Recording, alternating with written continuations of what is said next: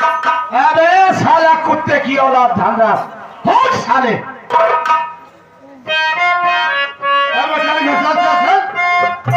साले कुत्ता साले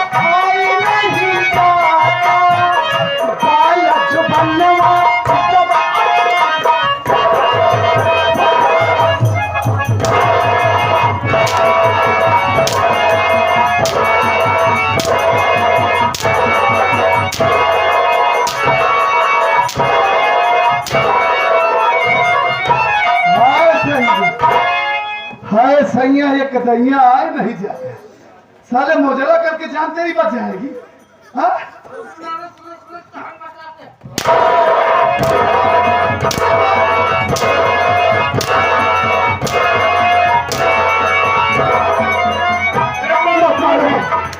आपको मेरे बिरादरी की सौगंध है, मुझे मत मारो। आपको मेरे बिरादरी कह के बच जाएगा साले, बिरादरी कह के बच जाएगा।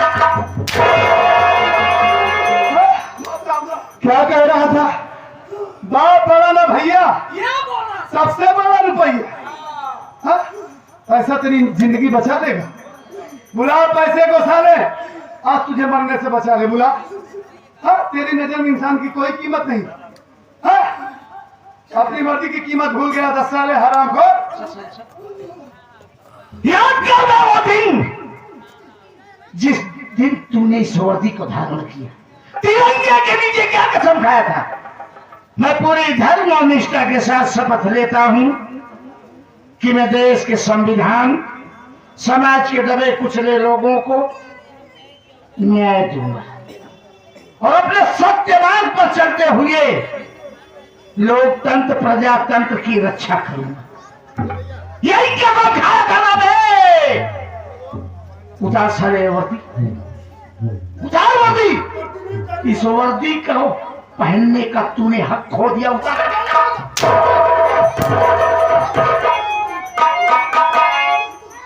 उतार साले, उतार नहीं तो तेरा भेजा उड़ा दूंगा। गाली दिए थे ना? नहीं मैं आपको नहीं दिया। आपको गाली दिए थे ना? उतार अंदर को निकालना भूल जाऊं साले। अरे आप तो मेरे चाचा है। याद आ रहा है। काली हमारा ननियाल रहा है। अच्छा काली ननिहाल है इसका। आराम जाते यही सब कारनामा करके दिखा रहा है कहानी वालों को। हराम खोर, तूने इस वर्दी को दागदार बना दिया है। ये वर्दी पहनने का तुझे कोई हक नहीं है। अरे हराम जाते, तेरी वजह से मेरा घर बर्बाद हो गया। तेरी वजह से हमारी भाभी माँ की इज्जत लूट ली गई। तेरी वजह से हमारे मासूम भतीजे को जान से मार दिया गया। अरे वो तुझ जैसे दरिंदे इंस्पेक्टर होते हैं जो मंत्री मक्खन लाल जैसे मंत्री, विधायक, संसद, हैवान साले इस दुनिया में ऐसे जिंदगी गुजारते हैं। अगर तुम लोग अपनी वर्दी की कीमत समझ जाओ, अगर तू कानून की कीमत समझता, तो आज मंत्री मक्खन लाल सलाखों के पीछे होता है। आप जादू, अरे वो जितना बड़ा गुनहगार वो नहीं है, उससे बड़ा गुनहगार तो तू है। साले मेरी भाभी माँ अपने मरे हुए बच्चे की लाश लेकर तेरे पास आई थी ये सोचकर कि चल रही हूं हमें इंसाफ मिलेगा, न्याय मिलेगा। लेकिन तेरा जमीर इतना मर गया हरामजादे कि इंसाफ दिलाने के बजाय हमारी भाभी माँ को धक्के मार कर भगा दिया। अरे साले तू इंसान है, इंसान के भेष में शैतान है। तुझे दर्द कहां से होगा? तू तो अनाथ है, गंदी नाली का कीड़ा है हरामजादे। अगर तेरे पास कोई बहन, कोई माँ या कोई भाभी होती, तेरा कोई परिवार होता, तब तुझे परिवार का मायने समझ में आता।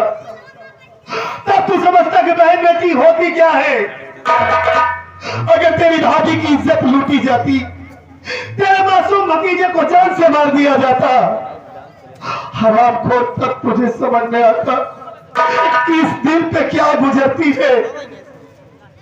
तेरी वजह से अब तक मंत्री मक्खनलाल इस दुनिया में जिंदा है। अरे तुझे जिस मां ने जन्म दिया होगा, वो अगर कहीं से ये सब देख रही होगी तो अपने कोप को कोस रही होगी कि मैंने किस शैतान को जन्म दे दिया। पता नहीं तू जायज औलाद है कि नाजायज औलाद है। सारा मंत्री का भवा, न तेरे जात, न तेरे कुटुंब, कबीले बिरादरी का कुछ पता नहीं है कि तू इस गंदी नाली का कीड़ा है। अरे हरामखोर, मैं तुझे उसी दिन कुत्ते की मौत मार दिया होता जब तू मेरी भाभी माँ के बारे में गाली दिया था। मेरा मन यही कर रहा था कि तेरे मुंह के अंदर हाथ डाल के तेरी जबान खींच लूं, लेकिन उस वक्त मैं मजबूर था, तेरा कुछ नहीं कर सका। साले आंसू बहाता है, आंसू बहाता है हरामखोर। मार डालो राजेश, जान से मुझे मार दो। मुझ जैसे इंसान को इस दुनिया में जीने का कोई अधिकार नहीं है। अरे भारत सरकार ने मुझे वर्दी दिया था, लेकिन मैं अब उस वर्दी की कीमत ना समझ सका। गरीब लोगों को कीड़े मकोड़ा समझता था। मैं नहीं जानता था कि उनके दिल में भी प्यार होता है, ममता होती है। उनका कष्ट मैं समझ नहीं सका। और मैं क्या जानू बहन बेटी क्या होती है। अरे मैं तो तेरा अनाथ। अगर इस दुनिया में मेरी भी कोई बहन मेरी माँ होती तो मैं बहन बेटियों की कदर जानता, लेकिन इस दुनिया में तो मेरा कोई नहीं है। आज अगर इस दुनिया में मेरा कोई परिवार होता तो मुझे इस रास्ते पर चलने से जरूर रोकते। मैं तेरा अनाथ। आज मेरा जमीर जगा है, मेरे अंदर की इंसानियत जगी है कि वास्तव में इंसान की कीमत क्या होती है, बहन बेटियों की कीमत क्या होती है। और पैसे की लालच में मैंने अपना जमीर, मैंने अपना ईमान सब कुछ बेच डाला। कुछ नहीं बचा मेरी जिंदगी में। उस मंत्री मक्खनलाल के कहने पर मैं हमेशा गलत काम करता चला गया। ना जाने कितनी माँ बहन बेटियों का सिंदूर उजाड़ दिया, ना जाने कितने बच्चों को मैंने यतीम कर दिया। मेरा यही हश्र होना चाहिए राजेश। मार तो मुझे जान से, मैं अब इस दुनिया में जीना नहीं चाहता। वैसे भी सारे क्लास कुत्ते की मौत मरेगा, कुत्ते की मौत मारूंगा तुझे। आज इसके एक के बहते हुए आंसू गंगा की तरह पवित्र दिख रहे हैं। नहीं भैया नहीं, ये साला हरामखोर कहीं गिरगिट की तरह रंग न बदल रहा हो। धनराज, अगर आज तेरा ईमान जागा है, जमीन जागा है, तो एक नेक काम कर ले। बोल, वो मंत्री मक्खनलाल साला कहाँ उठता है, कहाँ बैठता है, कहाँ आता जाता है? तुझे उसके हर अड्डे, हर ठिकाने का पता है। बोल। अगर तू अपनी इस वर्दी की दाग को धोना चाहता है, अगर अपने बाप का प्रायश्चित करना चाहता है तू, तो बता धनराज, उस दिन तूने मेरी भाभी माँ को मार कर भगाया था, वो इस वक्त अपने मरे हुए बच्चे की लाश लेकर कहाँ होगी? और मंत्री मक्खनलाल का ठिकाना कहाँ है? और होशियारी दिखाने की कोशिश करेगा ना तो साले तेरे चीथरे चीथरे उड़ा दूंगा। हाँ राजेश, मैं जरूर बतलाऊंगा। इस वक्त तुम्हारी भाभी अपने मरे हुए बच्चे को लेकर शमशान घाट उसका कफन दफन करने के लिए जा रही है, लेकिन तुम्हारी भाभी भी ये ऐसी एक आखिरी सबूत है जिसको मिटाने के लिए मंत्री मक्खनलाल उसके पीछे शमशान घाट जा रहा है। इसी वक्त चलो राजेश, वरना बहुत बड़ा अनर्थ हो जाए। नहीं धर्मराज, कुछ नहीं होगा। आज सारा मंत्री मक्खनलाल मरेगा। आज उसके टुकड़े टुकड़े कर दूंगा। ये ले अपनी सभी सिरवार और होशियारी मत दिखाना साले, याद रखना। चल चल चल, मैं तुम्हें नहीं बचा।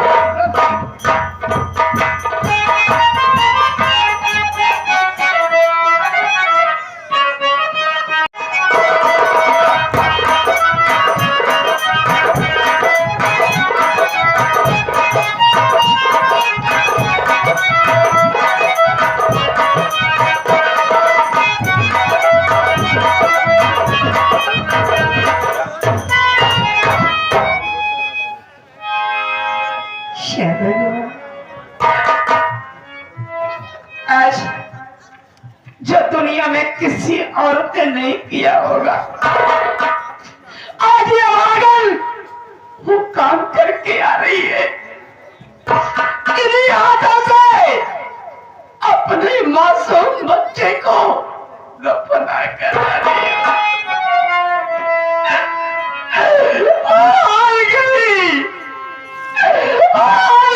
अपनी जिंदगी से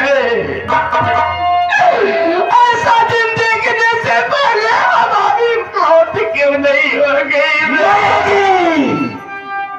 मरेगी, अवश्य मरेगी। हम कोई सबूत बाकी नहीं रखेंगे जिससे कि मेरा पोल खुल जाए। और मेरे हाथ से तू बच नहीं सकती है।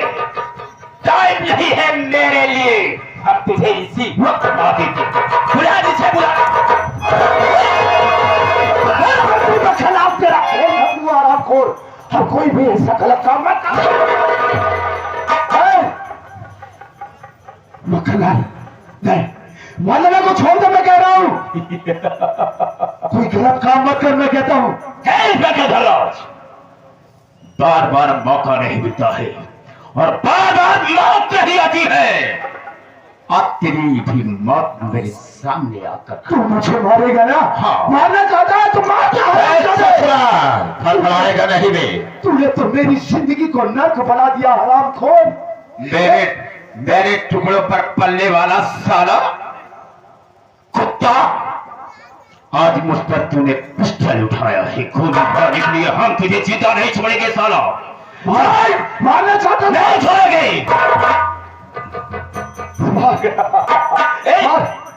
तू चल इधर, किसी को नहीं छोड़ेंगे हम। आज हम सबको मार देंगे।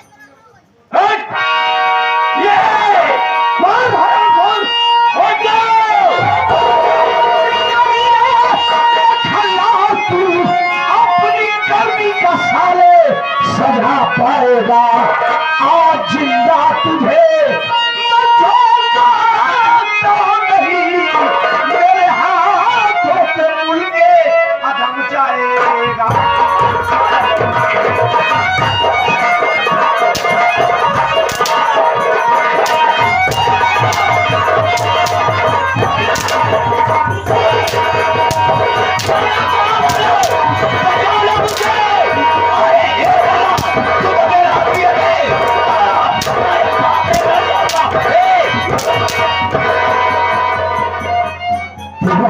हरामजादे, मेरी जिंदगी को नर्क बना डाला। इंसान से हैवान तूने बना दिया, हरामखोर। हाँ, तेरी मंत्री की बहन के साले भोसड़ी के तूने मेरी जिंदगी पर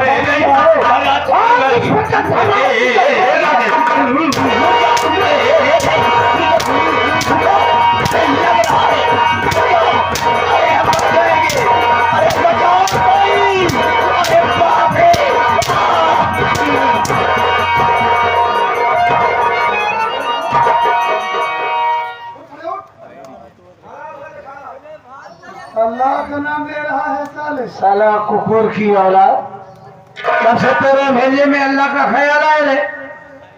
बात पता साले, मंत्री बना है साले। इन लोगों की बदौलत गरीब चंद लोग होते हैं जो इस आस में उठ होते हैं कि कोई बढ़िया मंत्री विधायक आएगा तो हम गरीबों की जिंदगी संवर जाएगी। और तू साले नारी निकेतन सहायता केंद्र खोल रखा। मजदूर लाचार औरतों की इज्जत से खेलता है सारे। साले बापू आशा राम बना है तू। हाँ राम रहीम वाला काम कर रहा है साले कुत्ता। हाँ देखो राजेश, तुम सब मुझे नहीं मानोगे। क्यों? हम इस प्रदेश को छोड़कर बहुत दूर चले जाएंगे। हम कभी मुड़ कर नहीं आएंगे। इस प्रांत को छोड़ देगा तो दूसरे प्रांत में जाएगा, वहाँ नारी सहायता केंद्र खोलेगा। नहीं, कुछ भी नहीं करेंगे। वहाँ अपना कुकुरम करेगा वहाँ। नहीं, हम कोई गलत काम नहीं करेंगे। साले उस दिन तू मुझे अपना बहनोई नहीं मान रहा था ना, आज मानेगा कि नहीं? साले बोल बोल, मैं तेरा जी जाऊंगी नहीं। बोल राजेश, मेरी जान चली जाए लेकिन हम इस रिश्ते को कबूल नहीं कर सकते हैं। एक बात पता, मेरी पत्नी की इज्जत लूटा, मेरे मासूम बच्चे को मारा। मैंने मारा। आज साले को तेरी करनी का सजा।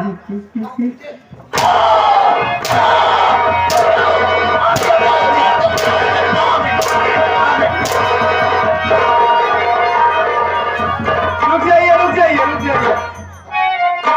अरे ये साला वो दोगला है, ये वो दोगला इंसान है हरामखोर। जब साला अपनी बहन की इज्जत का सौदा कर दिया तो दूसरे की बहन बेटी की इज्जत की कीमत क्या करेगा ये साला? राजेश, क्या कह रहे हो कि मैंने अपनी बहन का सौदा किया था? और क्या साले? इज्जत का सौदा नहीं, हाँ तो जो मैंने उसे जान से मारने के लिए कहा था, न कि उसकी इज्जत का सौदा मैंने किया था। जान से मारने के लिए कहा था। हाँ, पढ़ा लिखा कर वकील बनाया था कि ताकि कोई तू गलत काम करे तो तेरी बहन तेरा केस लड़े। हा? लेकिन तुझमें उसमें फर्क था। हा? तूने जिस हैवान को पाल पोस कर बड़ा किया, अरे हरामजादे, कभी इंस्पेक्टर धनराज को तूने बहन बेटी की इज्जत करना सिखाया ही नहीं। बहन बेटी होती क्या है ये तो तूने बताया ही नहीं। साला ये तेरा ही बनाया हुआ हथियार आज तेरी बहन की इज्जत लूटने जा रहा था। अगर थोड़ी सी देर हो जाती तो तेरी बहन किसी को मुंह दिखाने के लायक न रहती। हरामजादे, हाँ भैया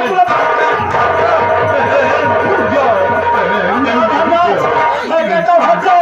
ये हरामजादा मेरी फातिमा की इज्जत लूटा है, मेरे मासूम भतीजे को जान से मारा इसने।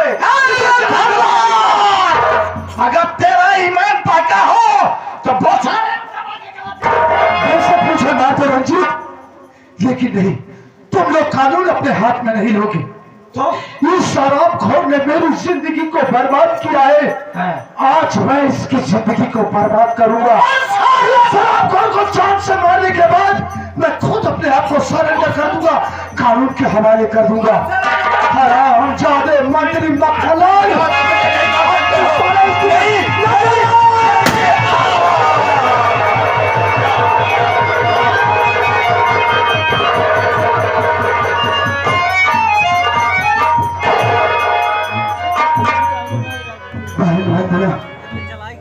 यहाँ आओ बहन। देखो, मैं तुमसे निगाहें मिलाकर बातें नहीं कर सकता हूँ बहन। मैं बहुत पापी इंसान हूँ। मैंने बहन बेटियों की कदर करना नहीं सीखा बहन। लेकिन देखो बहन, मैं तुम्हारा बीता हुआ कल तो वापस नहीं कर सकता। मैं तुम्हारे मरे हुए बच्चे को वापस नहीं कर सकता हूँ। आज मैंने इस शराबखोर मंत्री को इस दुनिया से मिटा दिया हूँ।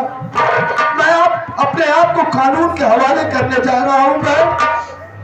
हो सके तो अपने इस नालायक भाई को माफ कर देना बहन। लेकिन जिस वक्त मालिक चाहेगा तो अगर मैं जेल से वापस आया तो मैं तुझसे वादा कर रहा हूँ कि तेरे यहाँ तो मैं अपनी कलाई में राखी बनवाऊंगा बहन। हो सके तो मैं अपने पापों का प्रायश्चित करना चाहता हूँ। हो सके बहन तो इस नालायक भाई धनराज को माफ कर देना बहन।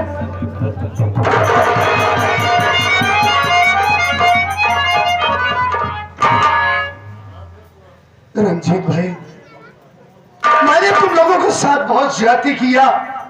तुम ही लोगों के साथ क्या न जाने कितने गरीब तबके के लोगों के साथ अन्याय किया। आज मालिक ने मुझे सजा दिया। आज मेरा जमीन, मेरा ईमान साला है। मैंने उस मंत्री मक्खन लाल को जान से मार दिया हूँ। अब मैं जा रहा हूँ, अपने आप को कानून के हवाले कर दूंगा। इस दुनिया में मेरा आई को तू शौक से जा, अपने आप को सरेंडर कर। अरे मालिक ने मेरे घर में एक ऐसी बहू दे दिया है कि शहर के टॉप प्लेयरों में से एक है। हम बहुत जल्द तुझे जमानत पर रिहा कराएंगे और जिस वक्त तू जेल से छूट कर आएगा ना, हमारे घर का दरवाजा तुम्हारे लिए खुला रहेगा। रंजीत भाई, राजेश भैया, जो गलतियां मुझसे हो गई हो अपना छोटा भाई समझ करके माफ कर देना भाई। अरे नहीं भाई, अरे मैंने तो आपको तभी माफ कर दिया जब आपने हमारी भाभी माँ को बहन बनाया। तुम शौक से जाओ जेल, और जब भी जेल से छूट के आना बेझिझक होकर आना, ये समझ कर कि ये आपका परिवार है। आज से अपने आप को अनाथ मत समझना भैया। जाओ, मालिक तुम्हारा भला करे।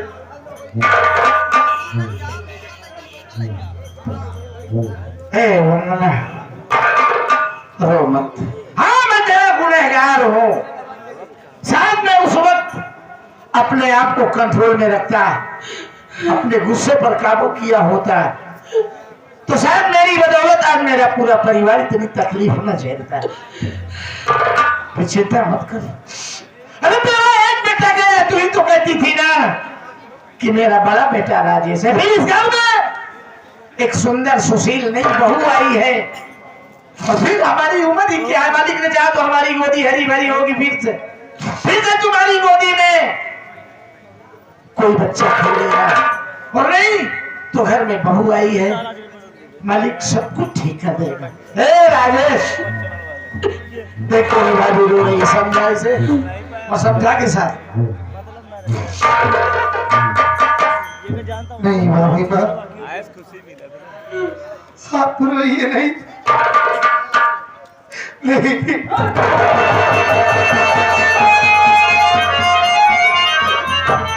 मैं जानता हूँ